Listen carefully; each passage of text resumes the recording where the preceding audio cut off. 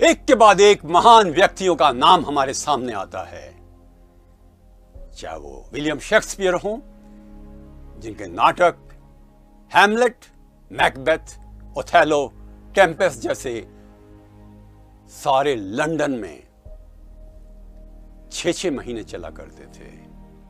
Ramdhari Singh Dinkar, Sarojini Naidu, Sachin Tendulkar, Virat Kohli, Dhoni, Kapil Dev, Sunil Gavaskar, Serena Williams, Venus Williams, Major Dhyan Chand, एक के बाद एक बड़े बड़े खिलाड़ी और संगीतकार, चाहे भीमसेन जोशी, चाहे रविशंकर, फिल्म निर्माता सत्यजीत रे, राज कपूर जैसे, बिमल रॉय, ऋत्विक घटक, लेखक और कलाकार, अध्यापक और विद्यार्थी, अफसर और राजनीतिज्ञ, जो सफल होता है उसको सलाम की जाती है। तो हर व्यक्ति क्या सफलता आसानी से प्राप्त करता है?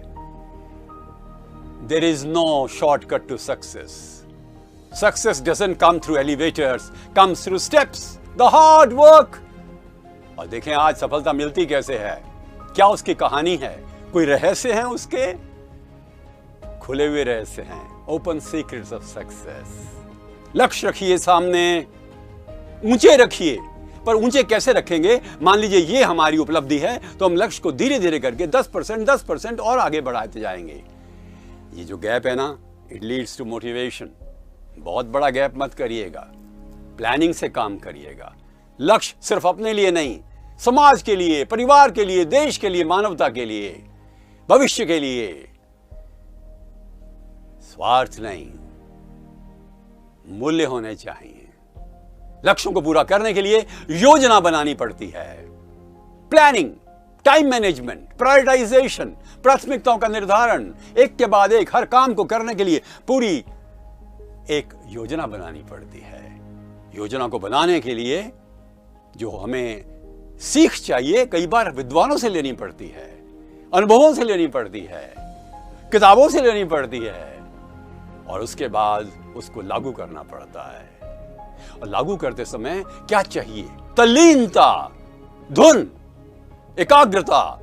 आइंस्टाइन जैसी, आइंस्टाइन जब देखा करते थे आकाश की ओर, एक वीडियो में मैंने ये बताया था, तो उनका एक नौकर था, वो कहता था देखो मेरे मालिक तो आकाश की ओर देखते रहते हैं, टाइम खराब करते हैं। आइंस्टाइन के एक दोस्त ने कहा उस व्यक्ति को, सुनो, जब तुम्हारे मालिक आकाश की ओर देख रहे होते हैं तो दुनिया के सबसे अधिक व्यस्त व्यक्ति होते हैं लुई पैस्चर, सीवी रामन जैसे लोग, जिन्होंने अपनी एकाग्रता के माध्यम से महानतम ऊंचाइयों को प्राप्त किया। खो जाते थे, जो भी कार्य करते थे दिल से करते थे और दिमाग से करते थे, शरीर से भी करते थे, अपने संपूर्ण व्यक्तित्व को समर्पित करते हैं। लोग सफलता प्राप्त करते हैं। जो सफलता प्राप्त करते हैं वो हर समय पर मूल्यांकन करते रहते हैं। क्या लक्ष्यों की पूर्ति हुई? नहीं हुई तो क्यों नहीं हुई? कहां कमियां रह गई? और लक्ष्यों में जरूरत पड़ने पर वो काफी अधिक लोचशीलता भी ले आते हैं। कई बार लक्ष्य और अधिक ऊंचे और कई बार मध्यम मार्ग पर आ जाते हैं। कई बार फेलियर मिलता है, सफलता मिलती है। और सफलता जो है वास्तव में देखा जाए, जैसा कि बिल गेट्स कहता है, यही असफलता तुम्हें आगे की सफलता के लिए मार्ग प्रशस्त करती है। जैसा कि ओपरा विनफ्रे कहती है, हर असफलता वरदान बन जाती है सफलता के लिए। एक बार नहीं, 10 बार, 20 बार प्रयत्न करके वो सफलता प्राप्त करते थे। चाहे वो किताब लिखना हो, चाहे किताब पढ़ना हो, चाहे IAS का एग्जाम हो और चाहे RAS हो। जब भी हम चाहें कि जिंदगी में कुछ पाना चाहते हैं तो योजनाबद्ध तरीके से कार्य करें। संकल्प हो, स्वप्न हो, धुन हो, एकाग्रता हो, जोश हो। और कभी भी अपना मूल्यांकन इस प्रकार से नहीं करना चाहिए कि मैं नहीं कर सकता। कभी बीच में मत छोड़िए अपने लक्ष्यों को, आखिरी दम तक काम करना चाहिए।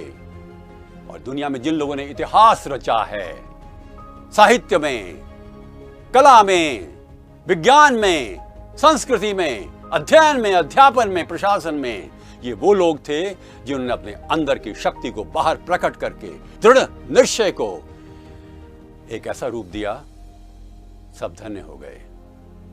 सफल बनिए, परंतु ध्यान रखिएगा, कई बार पूरी मेहनत के बाद भी सफलता नहीं मिलती। बिल्कुल परेशान मत होइए। अवसर भी महत्वपूर्ण होता है, भाग्य भी महत्वपूर्ण होता है। कई बार समय आता है और जो हमने कार्य आज किया है उसका तुरंत फल नहीं मिलकर बाद में मिलता है।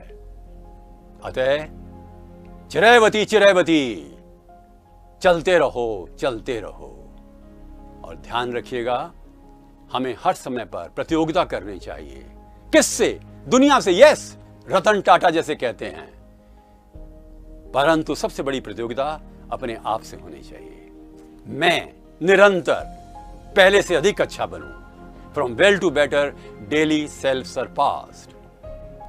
एक बात बड़ी महत्वपूर्ण है जो रतन टाटा और ओपरा विनफ्रे दोनों कहते हैं। वो ये कहते हैं, हमें अच्छा मानव बनना चाहिए, विनम्र बनना चाहिए, स्वस्थ बनना चाहिए, प्रेम करना चाहिए, सहयोग करना चाहिए। सफलता केवल कर्म से संबंधित नहीं, जीवन से संबंधित है, प्रेम से संबंधित है, समर्पण से संबंधित है, भ्रातृत्व से संबंधित है, सहयोग सहिष्णुता से संबंधित है। जीवन के सभी पहलुओं को सामने रखते हुए, ईश्वर से अपने संबंध बनाते हुए उसी कृपा से आगे बढ़ें और माँ बाप को याद करते हुए अपनी जिंदगी में जो सबसे अधिक हो सकता है वो करें।